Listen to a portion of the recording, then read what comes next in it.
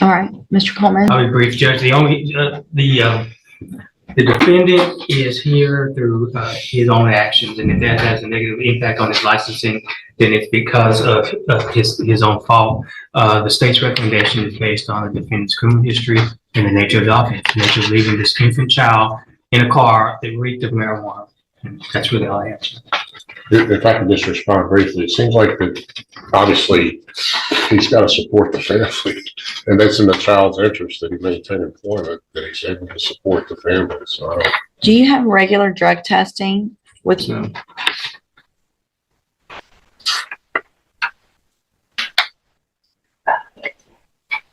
Would you pass a test today? No. Why not? I figured we were going to get probation, so we were going to stop until we stop last Friday. So you're on. what would you be dirty? Marijuana. That's it. It's not that's it, Just right? It's just not that's it. You have how many prior marijuana related offenses? There was marijuana smell with the baby in the car, with you and your baby's mother. You're here thinking, yep, she's just going to give me probation, so we'll start a week before. Stop smoking when you shouldn't have been smoking the whole time. Like, that is the craziest process.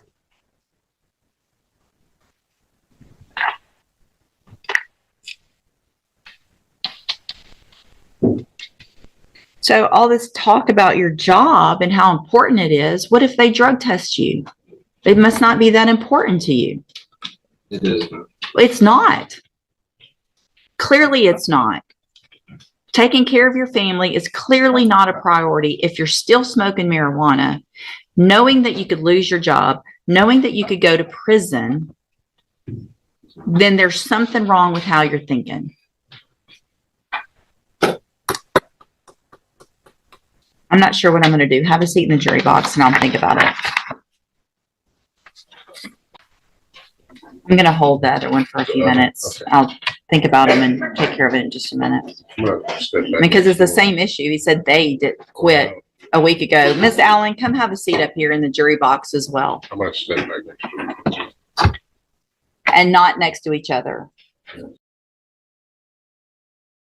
Okay, so Mr. Casey, again, we've already gone over what you were here for, what you pled guilty to. You've told me, I'm not going to worry about getting a test, that you would test positive for smoking marijuana after all of the things that I've read and seen in your pre-sentence report. I am willing to follow this probation, but there are going to be some conditions that were not anticipated today. And the only, I want you to know, as I'm saying what those are, it's the only way I'm going to follow the agreement and give you probation. So here's what I'm going to do. I'm going to find that you entered your plea of guilty freely and voluntarily. I'm going to find sufficient evidence to find you guilty.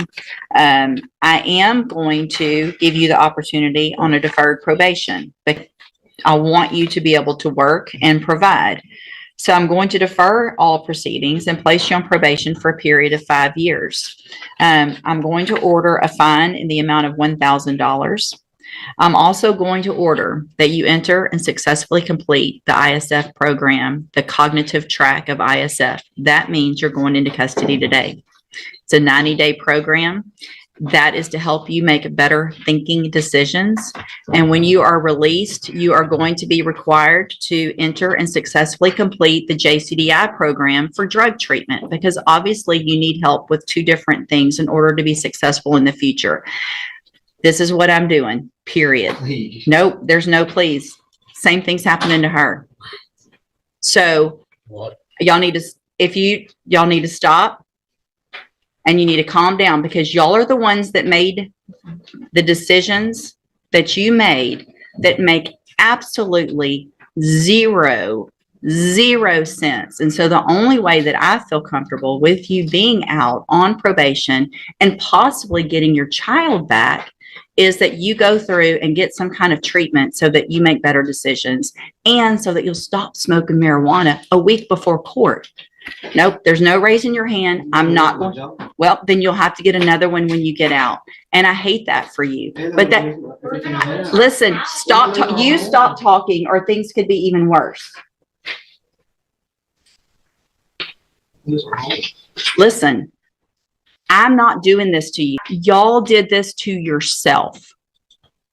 You did this to yourself. I didn't do this. So there's no, I'm sorry for doing this to you. I'm giving you what I think is your best possible situation to be able to be successful. All right. So again, you're ordered to the ISO. And here's the thing. You've got the deferred probation. This is a program to help you do better. When you get out, you're still on a deferred probation. You don't have a felony conviction on your record. You're going to be able to be successful. And if you are, the case gets dismissed at the end and you don't have the felony conviction. If you violate any condition of probation, then you're going to be back in court and you're going to be found guilty and you'll be going to prison for up to 2 years. Do you understand? I'm handing you the trial court certification that shows this was an agreement that I followed. And so you've waived your right to appeal. You can go back with the bailiff. So you're Chelsea Allen. And Miss Allen, you were previously in court, entered a plea of guilty to the state jail felony offense of abandoning or endangering a child. I've received a copy of the pre-sentence report. Has everyone had an opportunity to review that report? Yes, Judge. I have, yeah. Are there any additions or corrections? No mistake. So you went through an outpatient substance abuse treatment just last year, right? And you did that through Spindletop and you're still smoking marijuana a week before court. Are you smoking marijuana? Did you smoke marijuana a week ago? Yeah, shut. Yes.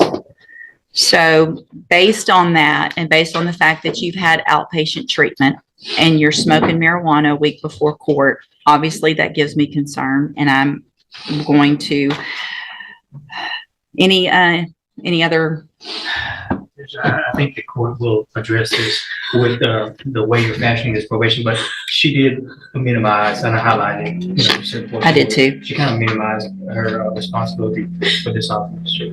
But she does have obviously some mental health issues that she's following through with Spindletop. And at least she's honest here. Well, and here's the thing. I mean, you can get some points for being honest, but you also have to make better decisions. And when you've already gone through treatment and you're waiting for a felony court and you're still making those bad decisions, then the only way for me to have any sense of responsibility, I think, to what I have to do and to the community and for your child and for you to be successful is to get you more intensive help than what you've already had. So After this, I'm sorry. I'm going to be homeless. Listen, I appreciate what y'all are saying, but I didn't get, I did not get you here. I'm going to find that you entered your plea of guilty freely and voluntarily, find sufficient evidence to find you guilty. However, I'm going to follow the agreement and defer all proceedings and place you on probation for a period of 5 years. You're ordered to pay that $1,000 fine and you're ordered to,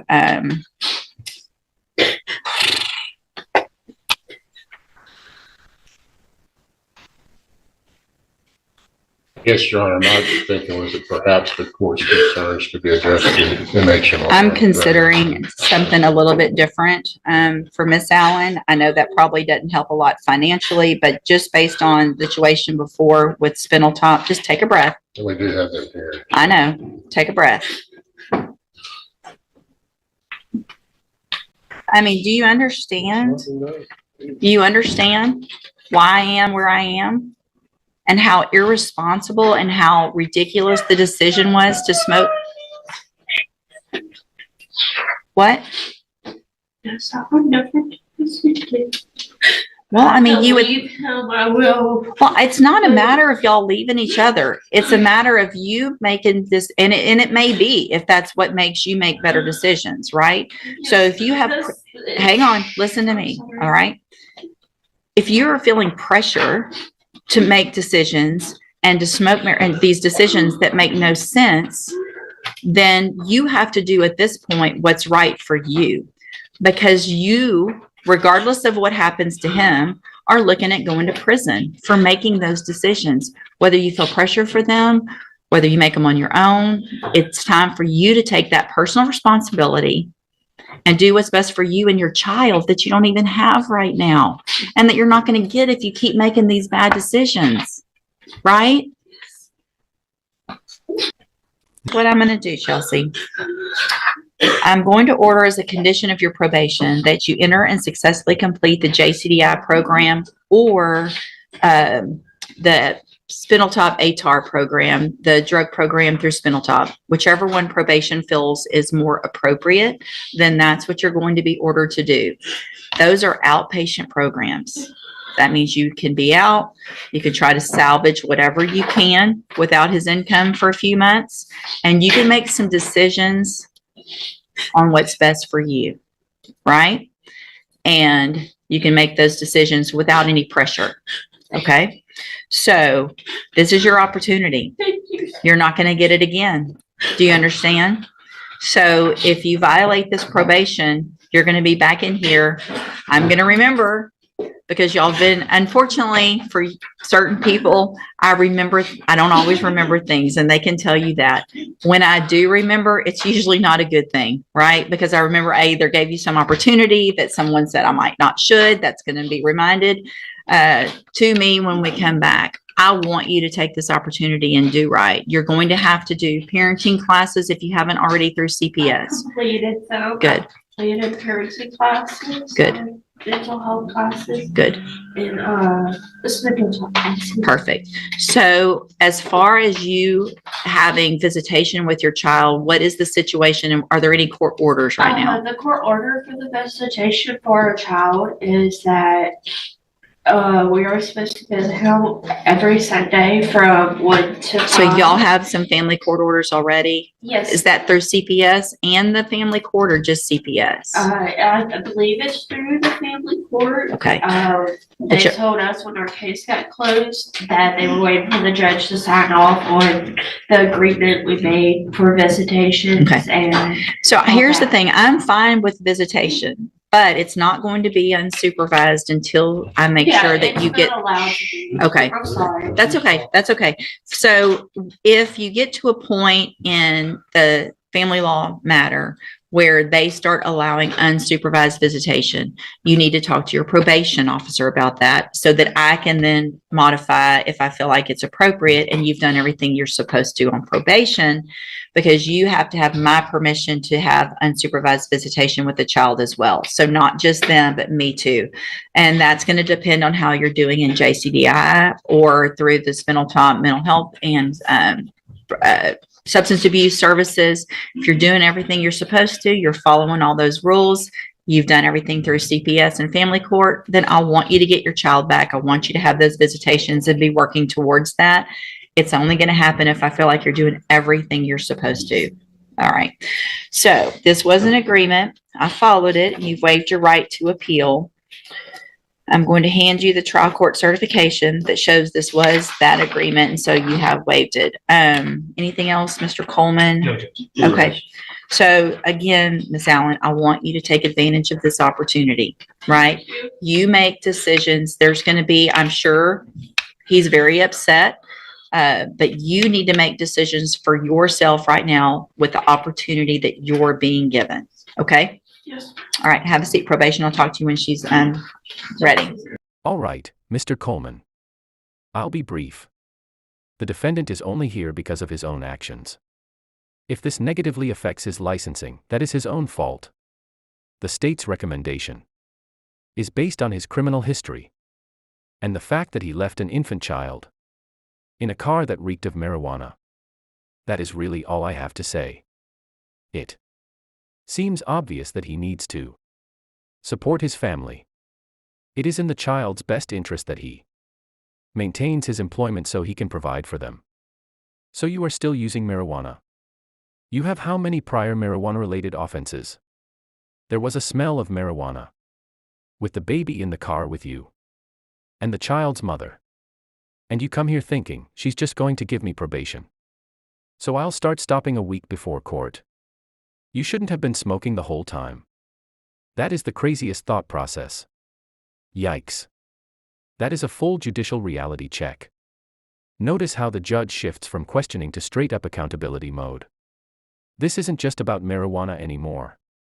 It's about judgment and whether the court can trust this person.